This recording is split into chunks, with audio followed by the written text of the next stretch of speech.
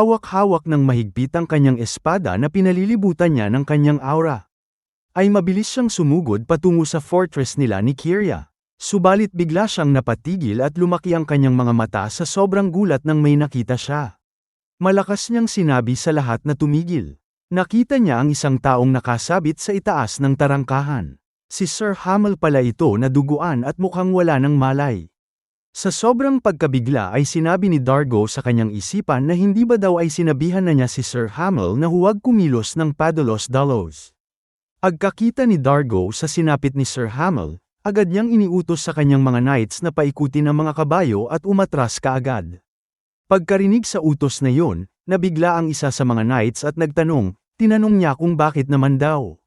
Malakas namang sumagot si Dargo, sinabi niya sa lahat ng mga knights na pumalpak daw ang kanilang mga plano.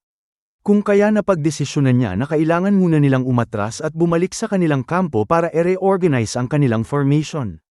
Muling bumalik ang eksena sa loob ng palasyo, sa silid ni Reyna Cheryl. Doon, iniulat ni Sir Kane at Kyria ang lahat ng nangyari sa loob ng fortress. Matapos marinig ang buong pangyayari, sinabi ni Reyna Cheryl na noon pa man ay handa na silang harapin ang posibilidad na may espiya sa kanilang hanay. Ngunit ayon sa kanya, iba pa rin ang pakiramdam kapag nakumpirma na mismo ang hinalang yon, dahil lalo lamang itong nagbigay sa kanya ng pangamba. Pagkatapos ay parang napatahimik saglit si Reyna Cheryl at tiningnan ang kanyang anak na si Kyria. Kinuha niya ang kamay nito at nagsalita. Sinabi ni Reyna Cheryl kay Kyria na mas marami pa silang haharaping pagsubok sa mga susunod na araw, kaya kailangan niyang patatagin ang kanyang loob. Sumagot naman si Kyria at sinabing naiintindihan niya yon. Maya-maya, may naalala si Sir Kane at tinawag si Kyria. Nang tanungin siya ni Kyria kung ano yon, sinabi ni Sir Kane na narinig niyang umabot na ito sa master rank. Ngunit nais din niyang malaman kung nagkaroon na ba ito ng authority manifestation, o ang tinatawag na awakening. Umiling si Kyria at sinabing hindi pa. Pagkarinig nito, sinabi ni Sir Kane na bukod sa digmaan, yun na ang magiging pangunahing prioridad niya. Tututukan niya mismo ang pagtulong kay Kyria upang makamit ang kanyang awakening. Nang marinig yun, kitang-kita ang pananabik sa mukha ni Kyria. Hindi siya makapaniwalang si Sir Kane mismo ang magtuturo at tutulong sa kanya. Ngunit agad siyang binalaan ni Sir Kane. Ipinaalala nito na matagal nang nakamit ng unang prinsipe ang kanyang awakening. Dahil dito, nabigla si Kyria. Sa kanyang isipan, napamura siya at naisip na sa kasalukuyan, ang unang prinsipe ang tunay na karapat-dapat na maging susunod na emperador, hindi siya. Matapos marinig ang usapan, sinabi ni Reyna Cheryl na isa yung bagay na dapat ipagdiwang. Nagulat naman si Sir Kane sa naging reaksyon ng Reyna. Napansin yun ni Reyna Cheryl at ipinaliwanag niyang naiintindihan niya ang ikinababahala ni Sir Kane. Gayunpaman, ayaw niyang mag-agawa ng batang ito para sa trono ng imperyo. Ayon sa kanya, mas alam niya kaysa kanino man kung gaano kadaling mawala ang kapangyarihan. Sa huli, sinabi niya kay Kyria na nais niyang mamuhay ito ayon sa sarili nitong kagustuhan. Idinagdag pa niya na ang kaligayahan ni Kyria ang siyang pinakamahalaga at siya ring kaligayahan niya bilang isang ina. Pagkarinig ni Kyria sa mga sinabi ng kanyang ina, hindi na niya napigilan ang pagpatak ng kanyang mga luha. Nang makita yun ni Reyna Cheryl, napatawa siya at sinabi niyang tila labis na naantig si Kyria kaya napaiyak pa ito. Ngunit habang pinupunasan ang kanyang mga luha, mariing sinabi ni Kyria na hindi naman siya umiiyak. Dahil dito, sinabi ni Reyna Cheryl na sana ay makita yon ng kanyang ama. Ngunit mabilis namang sumagot si Kyria na hinding-hindi niya daw ipapakita sa kanyang ama ang ganoong itsura niya. Habang pinapanood ni Sir Kane ang masayang pag-uusap ng mag-ina, biglang naging seryoso ang kanyang mukha. Tinawag niya sina Reyna Cheryl at Kyria at sinabi niyang kailangan niyang ipabatid ang isang mahalagang balita. Ayon sa kanya, nakakita sila ng mga bakas ng emperador. Ngunit hanggang ngayon, hindi pa nila makumpirma kung buhay pa ba ito o tuluyan ng nasawi. Pagkarinig nito, labis na nabigla sina Reyna Cheryl at Kyria. Hindi sila makapaniwala sa kanilang narinig. Punong-puno ng pag-aalala, agad na tinanong ni Kyria si Sir Kane kung ano ang ibig nitong sabihin. Ipinaliwanag ni Sir Kane na sa ancient ruins kung saan nila natagpuan si Lugia, nakita rin nila ang mga bakas ng matinding labanan. Kasabay nito, natagpuan din nila ang mga bakas na pag-aari mismo ng kanyang kamahalan na si Joshua Sanders. Dahil dito, napaisip si Kiria at agad na nagtanong kung ibig bang sabihin ay muli na namang nawalan ng kontrol ang emperador. Sumagot si Sir Kane na hinala pa lamang yun. Ipinaalala niyang minsan nang nasild ng emperador ang kaluluwa ng demon god sa sarili nitong katawan. Dahil dito, hindi ito kailanman tumigil sa pagsasanay kahit naging emperador na siya. Ayon kay Sir Kane, sapat na ang isang pagkakamali upang tuluyan siyang lamunin ng kapangyarihan ng demon god. At sa huli, tao lang rin naman ang emperador tulad nilang lahat. Idaragdag pa sana niya ang isa pang posibilidad, ngunit hindi na niya natuloy ang kanyang sasabihin. Dahil biglang nawala ng kontrol si Kiria. Agad niyang sinunggaban ang kasuutan ni Sir Kane at galit na tinanong kung ang ibig ba nitong sabihin ay pumanaw na ang kanyang kamahalan. Nanatiling kalmado lang si Sir Kane at sinabi niyang inilalahad lamang niya ang lahat ng posibilidad na kailangan nilang paghandaan. Ngunit hindi yun matanggap ni Kiria. Galit niyang sinigawan si Sir Kane at tinanong kung paano nito nagagawang isipin ang ganoong posibilidad. Sa halip na magalit, bahagya lamang nang ngumiti si Sir Kane. Sinabi niya na sa mga sandaling iyon, na si Kiria ay parang isang batang nawala ng pinakamamahal nitong laruan. Pagkarinig ni Kiria ay bigla na lang siyang natauhan. Agad niyang binitawan ang damit ni Sir Kane at humingi ng paumanhin. Inamin niyang nadala lamang siya ng kanyang emosyon. Sinabi naman ni Sir Kane na naiintindihan niya ang naging reaksyon nito. Ayon sa kanya, normal lamang ang ganoong damdamin kapag biglang naglaho ang isang taong matagal niyang hinangaan at naging layunin sa buhay. Pagkatapos nito, ipinagpatuloy niya ang kanyang ulat. Sinabi niyang sa lugar na yun ay natagpuan nila ang sibat ng emperador. Ang sibat na kilala bilang Lugia, o sa tunay nitong pangalan na Lance de Longines. Dagdag pa niya na ibinigay daw niya ang banal na sibat na yun sa unang prinsipe. Sa mga panahong yun, mag-isa nitong pinamumunuan ang pakikipaglaban laban sa hukbong rebelde sa Hilaga. Kaya nais niya itong tulungan sa anumang paraan. Pagkarinig nito, muling nabigla si Kiria. Ngunit sinabi rin niyang wala na silang ibang magagawa, dahil sa buong pamilya ng imperyo, ang unang prinsipe lamang ang may kakayahang gamitin ang sibat na yun. At ayon kay Kiria, hindi rin naman maituturing na kapalit ng kanyang ama ang sinuman. Bigla naman may idinukot si Sir Kane sa kanyang damit at sinabi kay Kiria na sa kabila daw yun, meron naman siyang nais ibigay sa kanya. Nagtaka naman si Kiria kung ano ito. Habang si Queen Cheryl naman ay nagulat at hindi makapaniwala nang makita ang bagay na inilabas ni Sir Kane. Ito pala ay ang donring mismo ng kanyang ama na si Joshua na siyang ibinigay ni Duke Agnes sa kanya nung 10 taong gulang pa lamang siya. Sabi pa ni Kiria, hindi ba ito ay isang artifact na kapag pinadaluyan ng mana ng nagsusuot nito, automatiko itong bumubuo ng mana armor na nagsisilbing protection sa kanyang katawan. Masaya naman na sumagot si Sir Kane. Sumagot si Sir Kane at sinabi kay Kiria na oo, dahil ang artifact na ito ay maituturing na isa pa sa mga simbolo ng Hero King.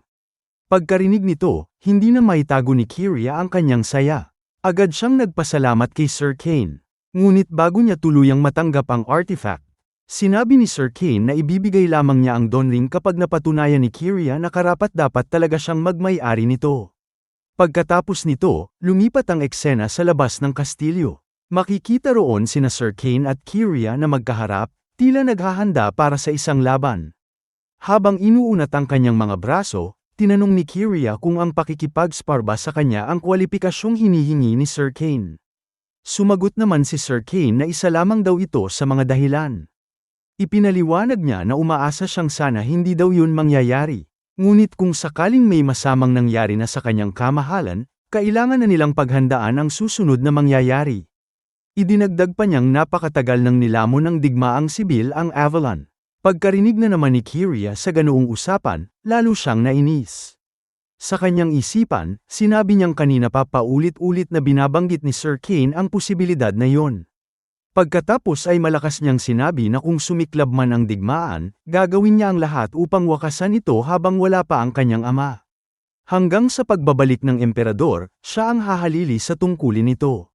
Ngunit bigla na lang siyang napatigil. Naramdaman niya ang napakalakas na mana na inilalabas ni Sir Kane. Pagkatapos ay sinabi ni Sir Kane na wala na silang sapat na panahon para bantayan lamang ang kanyang paglaki.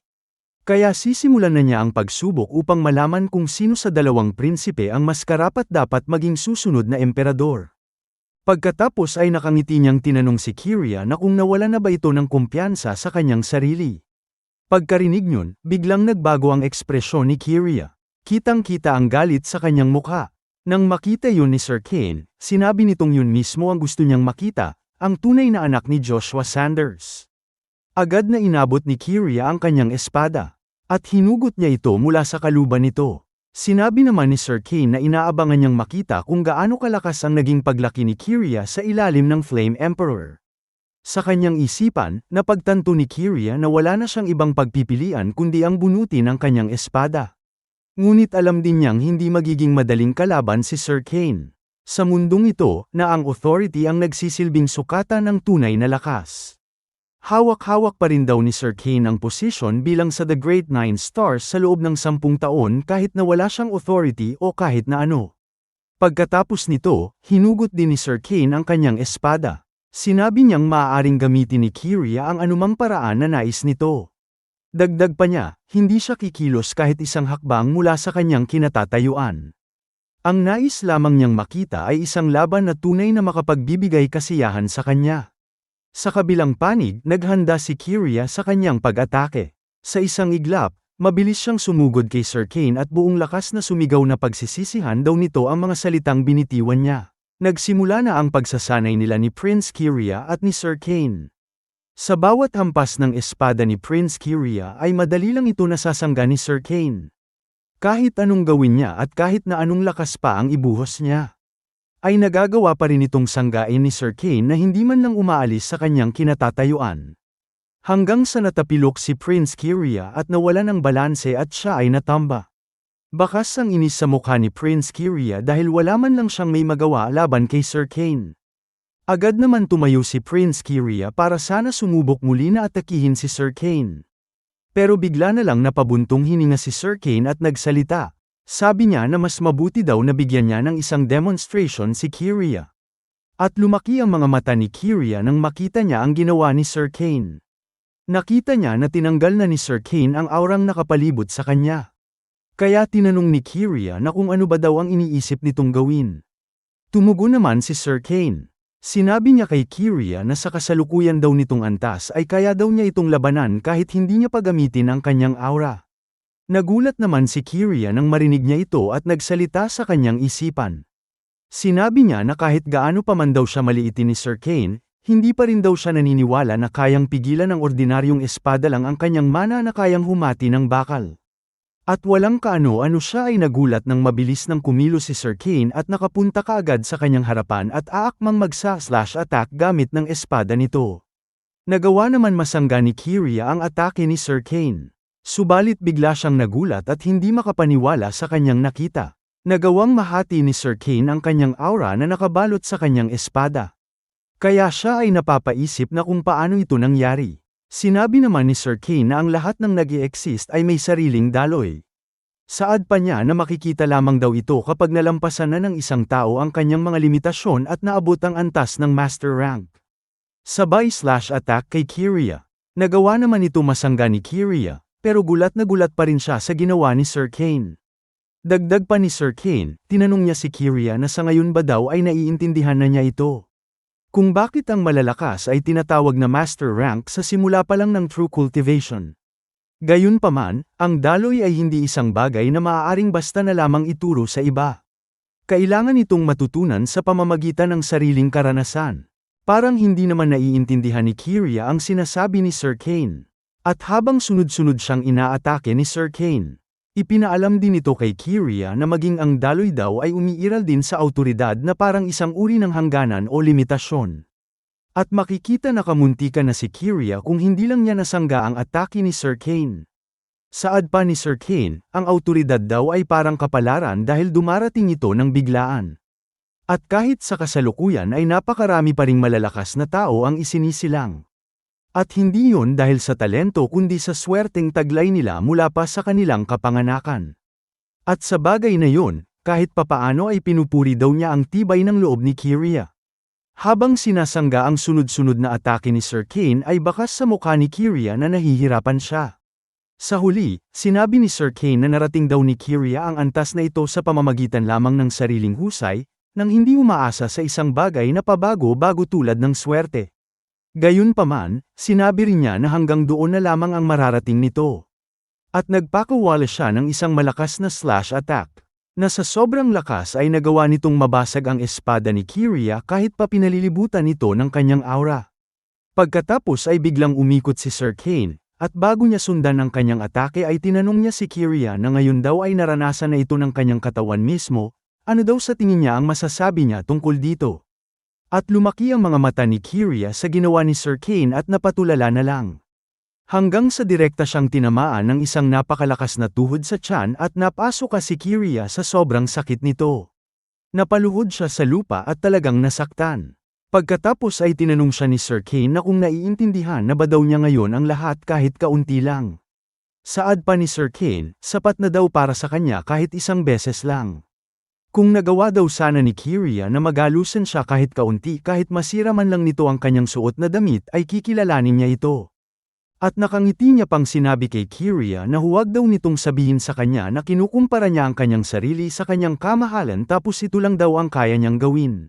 At para kay Sir Kane, si Kiria daw sa ngayon ay para lamang isang bata na may katigasan ng ulo. Nang marinig ito ni Kiria, agad siyang nagpalabas ng kanyang aura at tumayo. Galit niyang sinigawan si Sir Kane na huwag daw itong magpatawa. At sinabi niya sa kanyang isipan na kaya daw niyang tiisin ang lahat. Ngunit hindi niya matatanggap na year-akan ng sinuman ang lahat ng pinaghirapan niyang buuin sa loob ng maraming taon. At kahit hindi siya gumagamit ng sibat, 20 taon niyang hinasa ang kanyang mana. At ang kamahalan mismo ang personal na nagturo sa kanya nito. Kaya para kay Kiria, ang pag-insulto sa kanya ay katumbas na rin ng paglapastangan sa pangalan ng kanyang kamahalan. At agad siyang tumalon palayo kay Sir Kane at nagsalita muli sa kanyang isipan. Sinabi niya muli ang sinabi ni Sir Kane kanina na ang lahat ay may kanya-kanyang natatanging daloy. Kaya babasahin daw niya ang daloy ng mana. At makikita natin na dumadaloy ang kanyang aura sa kanyang kaliwang mata. At sabi niya, ang isang atake daw ay sapat na. Sabay sugod kay Sir Kane. Hinawakan niya ng mahigpit ang kanyang putol na espada at aakmang magsa-slash attack. Nagawa naman masangga ni Sir Kane ang kanyang atake. Pero laking gulat ni Sir Kane nang may napansin siyang isang bagay matapos sanggain ang atake ni Kiria.